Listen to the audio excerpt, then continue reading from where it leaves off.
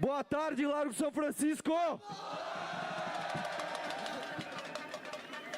Que honra estar aqui com vocês hoje!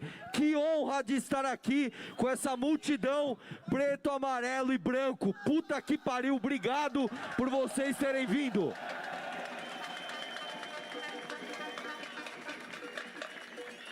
Eu vou falar um negócio pra vocês aqui, ó. Eu tenho certeza que todo mundo que tá aqui hoje passou por aquele momento horrível de ver a Dilma ganhar em 2014 e não acreditar no que estava acontecendo, de ver o MBL nascer, de ver que havia uma chance de derrubar o PT, de ver que a gente tinha uma chance de colocar o país nos eixos, de ver tudo isso acontecer. Eu tenho certeza que vocês passaram por esse desgosto de ver o PT ganhar e pela esperança renovada de ver o PT cair. E eu sei que vocês viram junto comigo um farsante, um bandido, um desgraçado chamado Jair Bolsonaro roubar esse protagonismo para ele. Eu sei que vocês, uns antes, outros depois, não tem problema. Eu sei que vocês foram acordando um a um para entender que a notícia era pior do que a gente imaginava. O país não estava dividido entre direita e esquerda. Quem dera o país estivesse polarizado entre direita e esquerda, onde a gente estivesse discutindo ideias mais liberais, mais trabalhistas, mais progressistas. Foi duro ver que depois do impeachment da Dilma, a gente viu o Jair Bolsonaro destruir todas as pautas que nós acreditávamos e ver a galera idolatrando um falso Messias. Eu sei que foi difícil para todo mundo que está aqui acordar dessa ilusão e perceber que era muito mais difícil do que um discurso direita versus esquerda.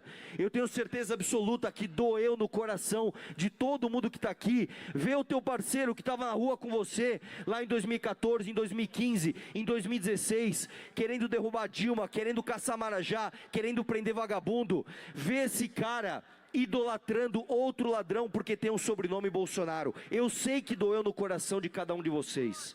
E você pode ter certeza, todo mundo que está aqui em cima hoje sofreu junto com você e sofreu mais ainda.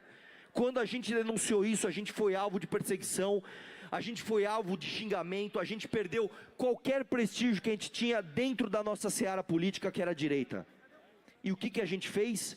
A gente decidiu não ser oportunista, a gente decidiu não ser vagabundo, a gente decidiu fazer o que era certo, a gente decidiu, ainda que a gente morresse, a gente decidiu defender o que a gente verdadeiramente acreditava. E foi difícil. Quem acompanhou a gente em 2019 sabe como foi difícil.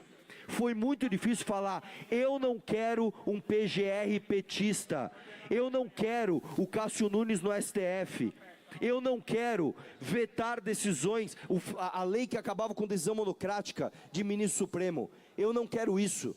Foi muito difícil falar essas coisas contra a maré naquela época. E aí, meu irmão, 2026, você imagina como meu coração se enche de orgulho em ver o Largo São Francisco lotado de gente, não com a idolatria cega de um bando de petista vagabundo pelego que está atrás de um Bolsa Família ou está atrás de um Vale Gás, e nem com um monte de gente com a camiseta de um vagabundo que hoje está preso, falando que o Bolsonaro era maravilhoso, era um mito, era um não sei o quê. Que bom ver um monte de gente aqui com preto, amarelo e branco defendendo ideias e sabendo que vocês só estão aqui porque vocês são melhores do que os outros. Eu quero deixar claro, por mais que isso aqui pareça arrogante, a verdade é que a gente nunca muda o destino num país sendo como todo mundo, seguindo a maioria. Eu lembro quando eu ia na Jovem Pan e o carioca chegava para mim e falava: vocês têm que ouvir as vozes das ruas, vocês têm que ouvir as vozes do povo. A voz de Deus não é a voz do povo, a voz de Deus é a voz dos... A voz de Deus é a voz dos corajosos. As grandes mudanças não são feitas, infelizmente, pelo pensamento da maioria, porque, infelizmente, a maioria de um país, a maioria de um povo, a maioria de um reinado, a maioria de um império, não pensa nas ferramentas de poder, não pensa naquilo que direciona a sociedade. As pessoas estão preocupadas com as suas próprias vidas, e é assim que deve ser. A voz que muda o destino de um povo é a voz daquele que tem coragem de pensar para além do seu umbigo e pensar naquilo que é certo. E o que eu vejo aqui é um monte de gente que negou a maioria, que negou estar com a maioria. Eu vejo um monte de gente que renunciou aos likes fáceis, aquelas coisas horrorosas de você ser massa de manobra e repetir o que todo mundo está falando. Quando eu olho para vocês aqui, eu vejo um monte de gente que ousou questionar tudo, que ousou ver a má notícia na sua plenitude. O Brasil é muito mais complicado do que uma discussão rasa entre direita e esquerda. E o que eu vejo aqui, cara, são pessoas que decidiram, muitas vezes puxadas pela geração Z, temos que falar sobre a geração Z, que tem os seus problemas sim, tem os seus problemas de convivência, tem os seus problemas de isolamento, tem os seus problemas de falta de inteligência interpessoal, mas tem a ousadia de, diferente da minha geração, diferente da geração millennium, tem a ousadia de não cair no discurso dos cínicos, tem a ousadia de levar alguma coisa a sério, tem a ousadia de não querer o resumo, querer entender um assunto com todas as suas nuances, tem a ousadia de achar esteticamente horroroso essa coisa dessa direita nojenta, ridícula, cringe, de ficar gritando pro Valdemar da Costa Neto, que é por causa dele que a direita sobreviveu. Que porra é essa, meu irmão? Que porra é essa? Eu estive no evento do Mato Grosso este final de semana e eu falei pra galera, quando vocês acharem que vocês estão com dúvida se você está seguindo o caminho certo, sabe o que você pode fazer? Pensa como um cara da geração Z pensaria. O que eu estou fazendo é esteticamente atraente ou esteticamente cringe? Se for cringe, você está no caminho errado, irmão. Se for cringe, é verdade que você está no caminho que a minha geração seguiu, que foi a geração que quando criança não falava de política. Quando eu estava na faculdade, eu fiz engenharia, eu não tinha a menor ideia do que era o STF, eu não tinha a menor ideia de como a gente pagava imposto. Eu entrei na faculdade com 17 anos, eu era um idiota. Eu brinco com isso aqui, eu sabia fazer qualquer conta de matemática, de cálculo 1, cálculo 2, física 1, física 2, eu não sabia o que era um bendito de um FGTS, meu amigo.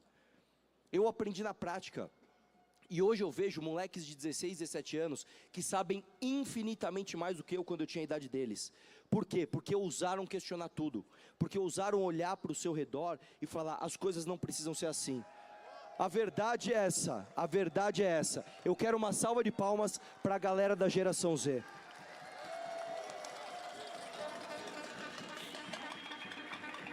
Eu me sinto velho, mas eu me sinto honrado quando chega um moleque barbado e olha pra mim e fala, mano, eu assisto seus vídeos desde que eu era moleque. Eu me sinto um tio, mas eu me sinto bem, porra. Eu me sinto bem porque vocês vão fazer a transformação do Brasil. A verdade é essa, a minha geração falhou, a geração dos meus pais falhou. A verdade é essa, nós ficamos vivendo sonhos daqueles que imaginavam somente as riquezas para o próprio bolso. E eu vejo um monte de jovem aqui que decidiu não ir embora do Brasil. Eu perdi vários amigos para o exterior, vários amigos. Eu perdi até namorada para o exterior, meu irmão. E eu sei o quanto dói. Você tá numa família, é isso mesmo, velho. Cada um tem os seus estímulos.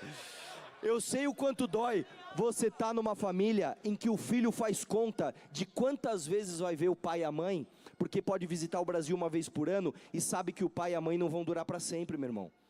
Isso aqui a gente pode começar com piada, mas quantos dos nossos amigos não têm a minha idade, tá? 40 e poucos anos, e eles estão no exterior pensando o seguinte, mano, a minha mãe e o meu pai têm mais quantos anos de vida? Tem mais 10 anos de vida? Meu pai está com 70 anos, vai fazer 80, eu vou ver meu pai mais 10 vezes na vida? Eu vou ver o meu pai mais 10 natais? Eu vejo aqui uma geração que recusou essa porra. Eu vejo aqui uma geração que vai olhar para o pai e para a mãe e vai falar o seguinte, eu vou jantar na tua casa sempre que eu puder, eu vou passar os meus finais de semana com você porque eu vou transformar esse país. Eu não vou ser o covarde que muitas vezes vai olhar coisa pública como meio para enriquecer ilistamente.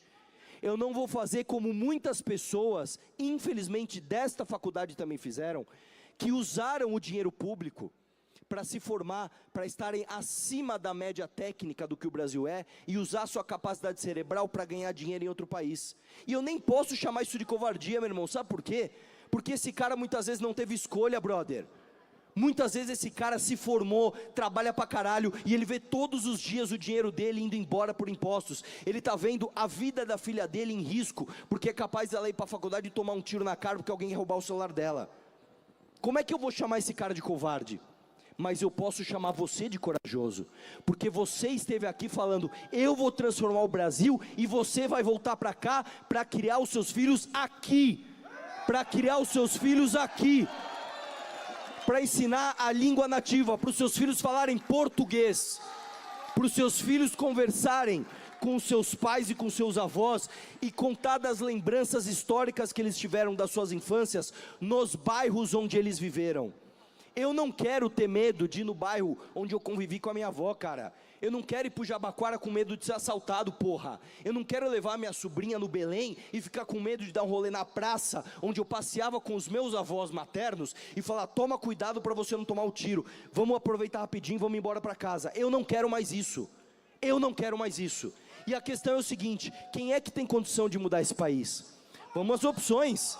Vamos às opções. Nós estamos aqui no primeiro ato de campanha do Renan Santos. Vamos lá, vamos falar do Cury. O Cury, quem que é o Cury? É a massa de manobra do Lula, que depois de mensalão, de petrolão, de escândalo do INSS, de relação do Lula com o Vorcaro, não falou um A desse cara, mas quando o Renan ousou criticar o Nicolas, ele quis ganhar uns likes lá falando, eu acho meio grosseiro chamar o Nicolas de franga. Vai tomar no seu cu, seu merda. Vai tomar no seu cu.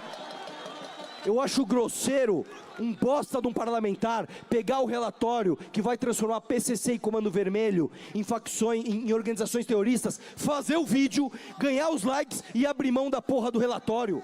Isso é que é grosseiro com as pessoas. É enganar as pessoas fazendo videozinho com camiseta preta e fundinho preto para falar que o Haddad quer taxar o Pix, mas não fala nada quando o Paulo Guedes propôs inclusive a taxa que seria imposta sobre os Pix dos brasileiros. Isso é que é grosseiro. Vamos falar de quem? Nós vamos falar do Ronaldo Caiado?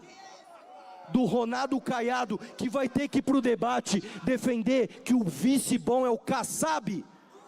É o Kassab que é o vice bom nessa porra. Ele vai olhar pro Lula e vai chamar o Lula de ladrão. Ele vai olhar pro Alckmin e falar, você se acovardou e virou vice do Lula. Enquanto isso, o meu bom vice é o Gilberto Kassab. É esse cara que vai me salvar do PCC e do Comando Vermelho? Eu recuso esse cara. Eu recuso esse cara. Vá para o seu estado, continue rico com as suas fazendas e deixe o Brasil em paz. Quem mais a gente vai falar aqui? Quem mais a gente vai falar aqui? A gente vai falar do Zema. O Zema que passou. Eu fico aqui torcendo pro Zema vir com moralismo barato de falar dos cogumelos do Renan Santos. Porque esse desgraçado usou uma droga muito mais forte, tá? Que se chama Jair Bolsonaro durante todos esses anos. Ele puxou o saco desse vagabundo durante todos esses anos. Eu vou falar coisas do Zema aqui que eu duvido que vocês saibam. Vocês sabiam que no dia 22 de fevereiro de 2022, o vagabundo, o traidor do Zema, assinou um decreto? Sabe o que esse decreto fazia? E nenhum jornalista até hoje perguntou isso para o Zema. Nenhum jornalista teve a coragem de perguntar isso para o Zema. O que aconteceu no dia 22 de 2022? Eu vou contar para vocês. O Zema assinou um decreto que permitia que o pai do Vorcaro emprestasse mais dinheiro para os pobres a 70% de juros. Coincidentemente, depois disso, o que aconteceu? O mesmo pai do Vorcaro doou milhões de reais para o Zema. É esse cara que vai abrir a boca para falar de crime organizado, para falar de intocáveis do STF, ô seu vagabundo. Por que você não fala dos intocáveis de Minas? Por que você não fala dos seus amigos intocáveis? Vamos falar do Salim Matar? Salim Matar, dono da Localiza, dono do maior perdão fiscal da história de Minas Gerais, dado por quem? Pelo liberal Romeu Zema. O Zema é tão liberal, mas tão liberal, que ele deu isenção de impostos para a própria empresa. Ele deu isenção de impostos para a Eletrozema, que coincidentemente tem o mesmo sobrenome dele. Ele deu isenção de impostos para uma empresa de crédito dele próprio. O Zema é o cara que se beneficia, junto com o comunista Eduardo Moreira, dos juros altos aqui do Brasil. Quem é que empresta dinheiro a 70%, 80%, 90% de juros no crédito consignado para os mais pobres? É a família desses vagabundos. Este cara vai vir aqui falar que ele vai bater de frente com os intocáveis do STF? Eu acho que não. Vamos falar de quem? Vamos falar do Lula? Que nós já aprendemos, que nós já derrubamos e já prendemos esse cara. Nós vamos falar do Lula, que agora está oferecendo Vale Gás, e digo mais, o Lula está sorrindo de orelha a orelha agora, porque ele sabe que enquanto a oposição não acordar e continuar apoiando Flávio Bolsonaro, ele está reeleito. O Lula não precisa ir para debate, o Lula não precisa de coerência, o Lula não precisa nem se manifestar sobre nada, ele pode inclusive na Bahia fazer palanque com um bando de vagabundo, com Rui Costa, com Jacques Wagner, com Jerônimo, porque ele sabe que ele não tem oposição bolsonarista lá, porque ele sabe que o Bolsonaro está envolvido no mesmo escândalo de corrupção que esses comparsas dele estão. Esse bosta vai ganhar a presidência de novo. Pelo amor de Deus, gente. E vamos falar de quem mais interessa, e eu não tenho vergonha de falar isso aqui.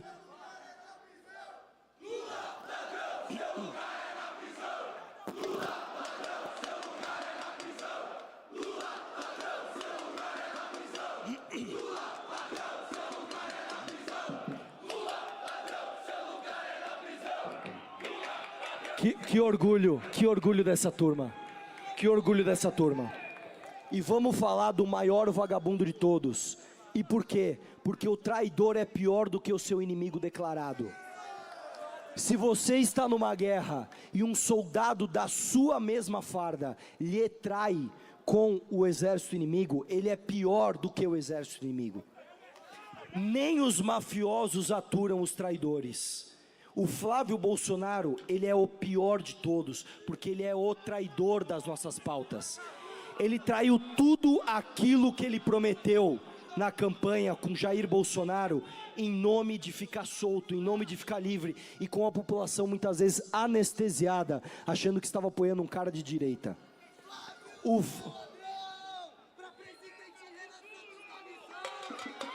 Flávio é ladrão, para presidente Renan Santos da missão. Flávio é ladrão, para presidente Renan Santos da missão. Flávio é ladrão, para presidente Renan Santos da missão.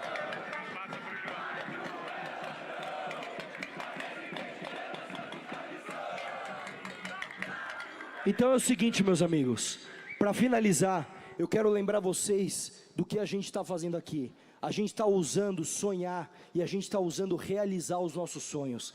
Eu não precisei bater na porta de vagabundo nenhum, de partido nenhum, para pedir Renan Santos presidente. Eu tive que insistir para ele querer, porque ele é um cara que se preocupa demais com a liderança que ele propaga. E ele sempre teve medo das pessoas acharem que isso é um projeto personalista. E eu tive que chegar para ele e falar: meu irmão, você não está entendendo. Se você não for o candidato, eu vou embora. Eu não vou pedir voto para mais ninguém. Ninguém merece o meu sacrifício de pedir voto que não você. Eu estou ansioso por Renan nos debates, eu estou ansioso por Renan nas urnas, eu estou ansioso para todos os nossos candidatos do Brasil inteiro terem orgulho de falar que pertencem ao 14 e nunca vão ter que precisar bater na porta de cacique partidário para dar propina para ninguém, para relativizar a corrupção, para pedir para ser candidato. Renan Santos, presidente, muito obrigado. Valeu! Se você gostou do vídeo, não se esqueça de deixar o like e se inscrever no canal. Te vejo no próximo vídeo.